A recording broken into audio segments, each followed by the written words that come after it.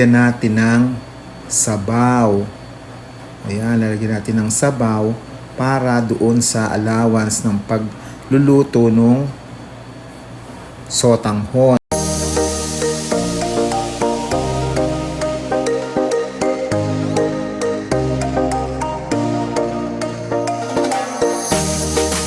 Ang upo naman ang iluluto natin ngayon.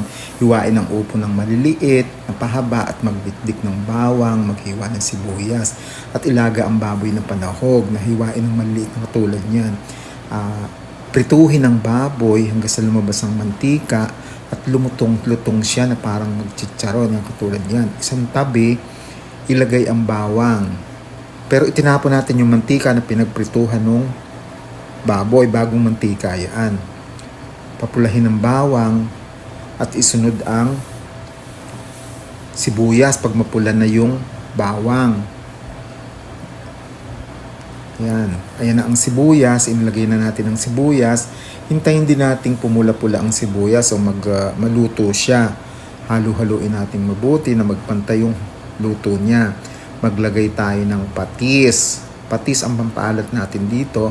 At kung kulang pa, maglalagay tayo ng asin. Ayan, piris-pirisin natin ganyan at ihalo na yung panahog na baboy na pinrito natin. Ayan, halo-halo na magpantay yung lasa niya at ilagay na natin yung upo na hiniwa nating maliliit na haba, na pahaba na ganyan. Halu-haluin mabuti na magpantay yung luto ng upo. Ayan, halo ng halo, halo pa para magpantay yung pagkaluto ng upo. Halu-haluin mabuti, sugkay-sugkay dyan, mekos-mekos.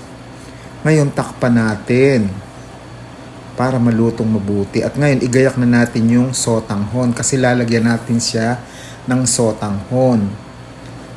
Di halo-halo na yan. Halo pa uli.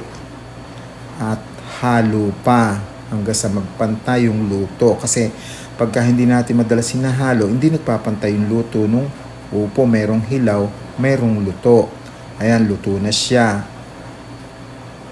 Luto na halos yung upo.